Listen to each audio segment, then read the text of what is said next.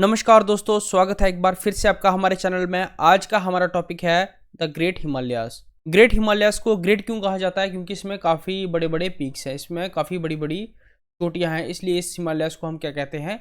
Great Himalayas. इनको हम हिमाद्री भी कहते हैं।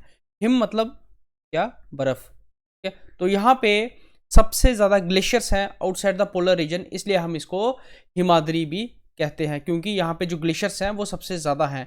जो स्नो से ढके हुए माउंटेन्स हैं वो काफ़ी ज़्यादा हैं आउटसाइड द पोलर रीजन। तो अगर ये हमारी अर्थ है तो ये इसका नॉर्थ पोल और ये इसका साउथ पोल। ये जो दोनों पोल्स हैं, यहाँ पे जो मैक्सिमम एरिया जो है वो किससे? वो स्नो से कवर रहता है। ठीक है, तो आउटसाइड द पोलर रीजन यहाँ पे, ठीक है, ट्रॉपिक्स के पास, ये ट्रॉपिक्स के पास ग्रेटर हिमालयाज एक ऐसे रीजन है जहाँ पे जो माउंटेन्स हैं वो स्नो से कवर रहते हैं पूरे ऑल ओवर द एयर, इसलिए हम इसको क्या कहते हैं? हिमाद्री। कुछ जनरल जानकारी ले लेंगे हिमाद्री माउंटेन्स के बारे में। फ्रॉम नंगा पर्वत टू नामचा बारवा, ठीक है, फ्रॉम नंगा पर्वत यहाँ से लेके टू नामचा बारवा तक क्या है? फ्रॉम नंगा पर्वत टू नामचा बारवा तक ये कॉन्टिन्यूस रेंज है। ठीक है, ये कॉन्टिन्यूस रेंज है, ये ब्रेक नहीं हुई है, ये एक कॉन्टिन्यूस रेंज है और इसकी जो लेंथ है वो 2400 किलोमीटर के आसपास है। यहाँ पे जो इसकी विड्थ है वो ज़्यादा है, यहाँ पे विड्थ जो है वो इसकी ज़्यादा है और इस जगह पे विड्थ इसकी काफ़ी कम है। यहाँ पे जो विड्थ है वो है 400 किलोमीटर के आसपास और यहाँ पे जो विड्थ है वो है 150 किलोमीटर के आसपास। यहाँ पे जो माउंटेन्स की एवरेज हाइट है वो है 6100 मीटर के आसपास। इतनी जो है एवरेज हाइट है, और अगर एवरेज विड्थ देख लेंगे आप तो वो कोई 25 किलोमीटर के आसपास इसकी एवरेज विड्थ है। यहाँ पे जो माउंटेन्स हैं इस रेंज में वो all over the air snow से कवर्ड रहते हैं आउटसाइड द पोलर रीजन। जो पोलर रीजन है हमारा, ठीक है, अगर ये अर्थ है, ये इसका नॉर्थ पोल है, ये साउथ पोल है, तो यहाँ पे जो स्नो कवर रहती है ऑल ओवर द एयर, ठीक है, मैक्सिमम एरिया यहाँ पे स्नो से कवर रहता है ऑल ओवर द एयर। वैसे ही यहाँ पे जो हमारे ग्रेट हिमालयज हैं, यहाँ पे जो माउंटेन्स हैं इनका जो एरिया है वो कवर रहता है स्नो से ऑल ओवर द एयर। और ये जो स्नो से कवर रहते हैं ऑल ओवर द एयर, और यही रीज़न है कि ये क्या है? सोर्स हैं बहुत सारी नदियों के। Ganga the life line of India, इसका भी सोर्स कौन सा है? गंगोत्री ग्लेशियर, जो कि कहाँ पे है? ग्रेटर हिमालयस में। ठीक है, तो गंगा का सोर्स भी कहाँ है? ग्रेटर हिमालयस में। तो ये जो स्नो कवर माउंटेन्स है ये सोर्स हैं बहुत सारी नदियों के। तो जब फोल्डिंग हुई, जब ये फोल्ड माउंटेन्स बने, आपको पता होना चाहिए कि ये जो ग्रेट हिमालयस हैं ये क्या है? ये फोल्ड माउंटेन्स है, ये फोल्ड माउंटेन्स है। तो जब ये फोल्डिंग हुई यहाँ पे, तो फोल्डिंग जो हमारी तरफ से नीचे से इस तरफ से फोल्डिंग हुई इंडिया की तरफ से, वहाँ पे जो है वहाँ पे काफ़ी ज़्यादा स्टीपनेस है, वहाँ पे काफ़ी ज़्यादा स्टीपनेस है इस तरह की। ठीक है, ये इंडियन साइड है और ये तिब्बतन साइड है, ये तिब्बतन साइड है और ये इंडियन साइड है। जो तिब्बतन साइड है वो एक ग्रेजुअल स्लोप है, लेकिन जो इंडियन साइड है वो काफ़ी ज़्यादा स्टीप स्लोप है। इसलिए मैंने आपको बताया था कि जो माउंट एवरेस्ट की चढ़ाई है वो आप नेपाल की तरफ से कर सकते हैं। ठीक है, और बाकी ज़्यादा माउंटेन्स जो हैं इस रीजन में, इस माउंटेन रेंज में जो बाकी माउंटेन्स हैं उनकी चढ़ाई आप इंडियन साइड से नहीं कर सकते, क्योंकि यहाँ पे जो स्लोप है वो काफ़ी ज़्यादा स्टीप है। तो स्टीप स्लोप पे आप नहीं चढ़ सकते, आप गिर सकते हो, आपकी जान को खतरा हो सकता है। तो मैक्सिमम जो रेंजेस हैं उनकी चढ़ाई जो है वो तिब्बतन साइड से करोगे तो काफ़ी ज़्यादा अच्छा रहेगा। लेकिन चाइना ने ये सब बैन करके रखा है ड्यू टू पॉल्यूशन की वजह से चाइना ने ये बैन करके रखा है।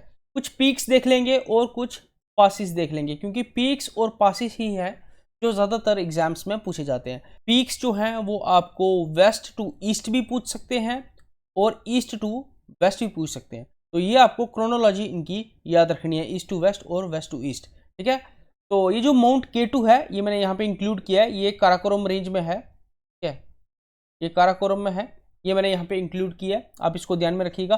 उसके बाद नंगा पर्वत से स्टार्ट होता है, यहाँ पे जो सिंटेक्सियल बेंड है इस तरह का, इसको हम क्या बोलते हैं? हेयर पिन बेंड भी बोलते हैं। क्या बोलते हैं? हेयर पिन बेंड भी बोलते हैं। इस सिंटेक्सियल बेंड से जो इंदस नदी है वो घूमती है, यहाँ पे टर्न लेती है, और ईस्टर्न साइड पे जो सिंटेक्सियल बेंड है इस तरह का, वहां से कौन सी नदी जो है वो टर्न लेके इंडिया में आती है? वो आती है ब्रह्मपुत्रा। ठीक है, ब्रह्मपुत्रा नदी जो है वो सिंटेक्सियल बेंड जो ईस्टर्न तरफ से है वहां से टर्न लेके इंडिया में आती है। और यहाँ पे कौन सी नदी टर्न लेती है? यहाँ पे लेती है इंदस। यहाँ पे इंदस नदी जो है वो टर्न लेके इंडिया में आती है। तो माउंट K2 जो है वो हाईएस्ट क्या है? Highest peak of Karakoram range. अगर आपको कोई पूछे कि इंडिया का हाईएस्ट पीक कौन सा है, तो वो क्या है K2, लेकिन ये पीओके में, ठीक है। उसके बाद कंचनजंगा, ठीक है, और उसके बाद कौन सा है, नंदा देवी। और अगर वर्ल्ड में कोई पूछे तो वर्ल्ड में एवरेस्ट, ठीक है, उसके बाद K2 और उसके बाद कंचनजंगा।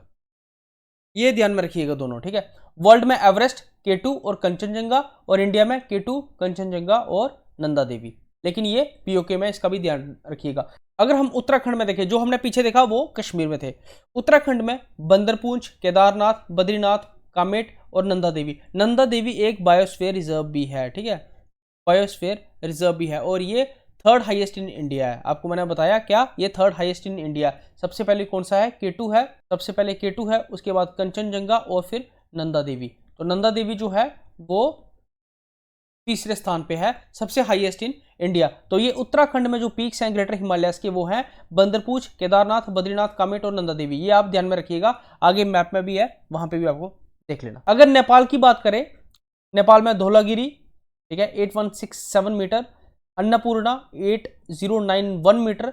ये आपको मैं क्यों बता रहा हूँ ऐसे, 884 मीटर माउंट एवरेस्ट, लेकिन अभी जो चाइनीज और नेपाल का जो डेटा आया है वहां पे 8850 मीटर के आसपास इसकी जो है हाइट दिखाई गई है, ठीक है। मकालू 8485 और कंचनजंगा 8586। तो नेपाल जो बीच में यहाँ पे है, फॉर एग्जांपल अगर हम ऐसे देखें तो नेपाल जो यहाँ पे है, यहाँ पे आप देखिए, यहाँ पे जो हाइट है वो इंक्रीज है और इधर जो है वो डाउन है। वेस्टर्न साइड पे जो हाइट है, ध्यान से देखो, वेस्टर्न साइड पे जो हाइट है वो भी डाउन है, और ईस्टर्न साइड पे जो हाइट है वो भी डाउन है, लेकिन जो बीच में है, बीच में हाइट काफी ज्यादा है, बीच में हाइट ज्यादा है यहाँ पे। तो इसको क्या बोलते हैं हम, हॉग बैक टोपोग्राफी। हॉग एक जंगली सूअर होता है जिसकी पीठ जो होती है वो बीच से ऊंची रहती है। तो नेपाल में जो माउंटेन्स हैं, नेपाल में जो पीक्स हैं वो ज्यादा हाइट पे हैं, ठीक है, और वेस्ट और ईस्टर्न साइड पे जो पीक्स हैं वो इतनी हाइट पे नहीं है तो वो भी काफ़ी ज़्यादा हाइट पे, लेकिन एज कंपेयर टू नेपाल उनकी हाइट जो है वो कम है। तो इस तरह का दृश्य जो है वो बनता है। तो इसको क्या कहते हैं, हॉग बैक टोपोग्राफी। क्या कहते हैं इसको, हॉग बैक टोपोग्राफी। हॉग मतलब एक जंगली सूअर है जिसकी पीठ जो है बीच में से ऊंची रहती है। ये देख लीजिए आप, ठीक है, ये इमेज को ध्यान रखिएगा, ठीक है। आप एटलस देखना, एटलस देखिएगा आप, ठीक है, स्टूडेंट एटलस आता है ऑक्सफोर्ड का, उसमें देखिएगा। तो अगर आप इनको मार्क करेंगे तो आपको ध्यान में रहेंगी ये चीज़ें, ठीक है। ये आप देख सकते हैं, ये नेपाल रीजन में काफ़ी ज़्यादा जो है हाइट पे है ये माउंटेन्स। तो यहाँ पे जो है इस तरह की टोपोग्राफी बनती है, इस तरह की टोपोग्राफी बनती है। और यहाँ पे कम हाइट है थोड़ी, बीच में जो हाइट है वो काफ़ी ज़्यादा है, जिसकी वजह से इसको क्या कहते हैं, हॉग बैक टोपोग्राफी, ठीक है। हॉग बैक टोपोग्राफी इसको कहते हैं। यहाँ पे है हेयर पिन बैंड नंगा पर्वत के पास, और यहाँ पे नामचा बारवा के पास ये जो लास्ट पर्वत है, ठीक है, इस रेंज में यहाँ पे भी है हेयर पिन बैंड, और इसको सिंटेक्सियल बैंड भी कहते हैं। यहाँ से जो है इंदस नदी जो है वो यहाँ से बैंड लेती है, ठीक है, टर्न लेती है, और यहाँ से ब्रह्मपुत्रा नदी जो है वो टर्न लेती है, और इसको हॉग बैक टोपोग्राफी कहते हैं, ठीक है, ध्यान में रखिएगा। माउंट एवरेस्ट काफी सुर्खियों में रहता है, इसका जो रीजनल नेम है वो देख लेंगे। सागर मत्था इसको नेपाल में कहा जाता है, the goddess of the sky, और चोमलुंगमा जो मदर ऑफ द वर्ल्ड है वो इसको चाइना में कहा जाता है, ठीक है। तिब्बत में इसको क्या कहा जाता है, चोमलुंगमा, ठीक है, चोमलुंगमा इसको तिब्बत में कहा जाता है, और सागर मत्था इसको नेपाल में कहा जाता है। तो जो 2 बार वुमेन ने क्लाइंब किया था, इसका नाम ध्यान में रखिएगा, संतोष यादव, ठीक है, और जो पहली बार जिसने किया था उसका नाम क्या था, बचिंद्री पाल, और उसको फिर अवार्ड भी दिया गया था, अर्जुन अवार्ड 1986 में, ठीक है। जिसने 2 बार ट्वाइस जिसने इसको क्लाइंब किया उसका नाम क्या है, संतोष यादव, और जिसने 1 बार क्लाइंब किया उसका नाम क्या है, बचिंद्री पाल। लेकिन सबसे पहले, ठीक है, सबसे पहले जिसने ट्राई किया था, नाम तो उसी का चलता है, सबसे पहले जिसने ट्राई किया था वर्ल्ड में उसका नाम था एडमंड हेनरी, ठीक है, ही इज फ्रॉम न्यूजीलैंड। ये न्यूजीलैंड से इनका जो शेरपा था, गाइड जिसको कहते हैं, ठीक है, उसका नाम क्या था, टेंजिंग नॉर्गे। ये नेपाल के थे, ये नेपाल के थे शेरपा, और एडमंड हेनरी जो थे वो न्यूजीलैंड के थे, जिन्होंने माउंट एवरेस्ट को फर्स्ट टाइम जो है वो क्लाइंब किया था।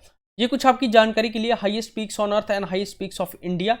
एवरेस्ट जो है हाईएस्ट पीक 8848 मीटर, लेकिन अभी इसकी जो बोलते हैं 8850 मीटर ड्यू टू, ठीक है, measurement of Chinese and Nepal की कोलेबोरेशन से।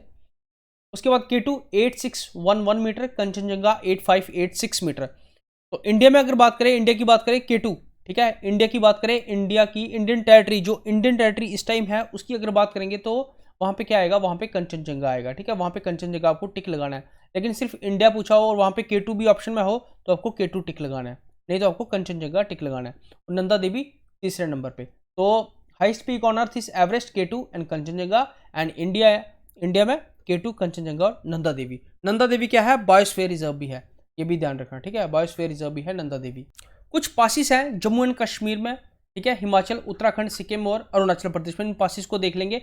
ऐसे तो पासिस बहुत ज़्यादा है, लेकिन मैंने वही पासिस इंक्लूड किए हैं जो कि ज़्यादातर पूछे जाते हैं, काफ़ी फेमस है, ठीक है। वो पासिस मैंने इंक्लूड किया है। यहाँ पे इन्फॉर्मेशन लिखी गई है, ठीक है। बुर्जिल पास जो है वो श्रीनगर और गिलगिट को कनेक्ट करता है। जोजिला श्रीनगर और लेह को कनेक्ट करता है। ये देखो यहाँ पे कौन सा पास है, ये है बुर्जिल पास, ये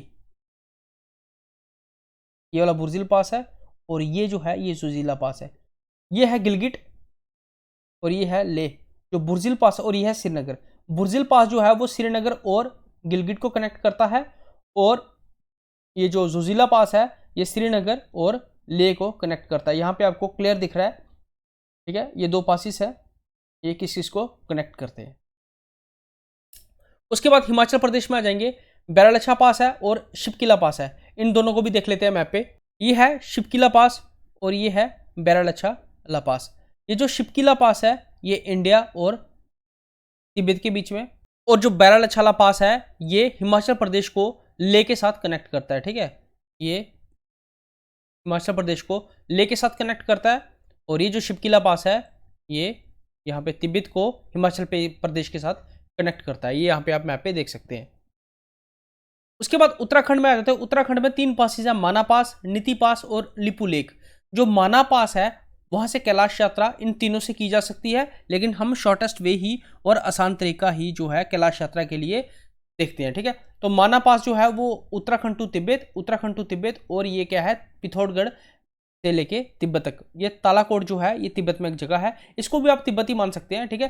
तो ये जो तीनों पासिस हैं वो यूके से लेके तिब्बत तक के पास हैं। यहाँ पे आप देख सकते हैं, ये है लिपू लेक, ये नीति पास, ये माना पास, ठीक है। तो ये जो पासिस है ये एरिया तिब्बत आपको दिख रहा है और ये एरिया यूके का है, ठीक है। तो ये आपको क्रोनोलॉजी में याद रखने हैं, माना पास, नीति पास, लिपू लेक, ठीक है। तो ये तीनों पासिस जो है वो तिब्बत और उत्तराखंड के बीच में है। जो माउंटेन होता है, जो काफी बड़े बड़े माउंटेन्स होते हैं, तो उनके बीच में गुजरने के लिए जगह रहती है, उसको बोलते हैं पास, ठीक है। पास उसको बोलते हैं। तो तिब्बत और यूके के बीच में पास, कौन सा पास है, ये लिपू लेक है, नीति पास है और माना पास है। ये पासिस वो जगह है जहां पे आप तिब्बत से यूके में आ सकते हो और यूके से तिब्बत में जा सकते हो, ठीक है। पूरा माउंटेन क्लाइंब तो नहीं करोगे ना, तो आसानी सा रास्ता ही जो है वो आप देखोगे, वो चुनोगे, तो जिसकी वजह से इनको पासिस बोलते हैं। और माना पास, नीति पास और लिपू लेक पास जो है वो उत्तराखंड और तिब्बत के बीच में, यहाँ तीनों से कैलाश यात्रा की जा सकती है। सिक्किम में 2 पास है, नथुला पास और जेलेफला पास।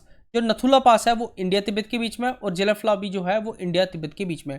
इसको डिसकंटिन्यूड कर दिया गया था 1962 वॉर के बीच में, और दोबारा 2006 में इसको कंटिन्यू किया गया, रीस्टार्ट किया गया। यह है नथुला पास और यह है जेलेफला पास, ठीक है। इसको डिसकंटिन्यू कर दिया गया था 1962 वॉर में, और फिर इसको कंटिन्यू कर दिया गया कब, 2006 में। और ये नथुला पास है, ये जेलेफला पास है, ये दोनों सिक्किम में। अभी हम अरुणाचल प्रदेश के पास देख लेंगे। दीज आर सम पासिस इन अरुणाचल प्रदेश। बोमडिला पास जो है वो अरुणाचल प्रदेश और तिब्बत के बीच में है। ये आपको यहाँ पे बोमडिला दिख जाएगा, जो तिब्बत में जाने के लिए, कहाँ से, अरुणाचल प्रदेश, ठीक है। एपी से लेके तिब्बत में जाने के लिए, ठीक है। ये असम है, अरुणाचल प्रदेश, यह है अरुणाचल प्रदेश। यांगयाप जो है वो क्या है, अरुणाचल और तिब्बत के बीच में। और this is the gateway of Brahmaputra towards India. यहाँ पे है हेयर पिन बेंड, ठीक है। ये जो पास है, जिस पास से हमारी ब्रह्मपुत्र नदी जो है वो गुजरती है, उसको क्या बोलते हैं, यांगयाप पास, ठीक है। लेक पानी जो है अरुणाचल और म्यांमार के बीच में है। This is between Arunachal and Myanmar के बीच, और इसको हम ट्रेड और ट्रांसपोर्टेशन के लिए भी यूज करते हैं। दिफू पास बहुत ही फेमस पास है, बिटवीन अरुणाचल प्रदेश और म्यांमार के बीच में है। दिफू पास अरुणाचल प्रदेश और म्यांमार के बीच। This is transaction between India, China and Myanmar. ये जो है ये क्या है, ये transaction between India, China and Myanmar. So this is all about the lecture. Thank you so much and see you in the next lecture.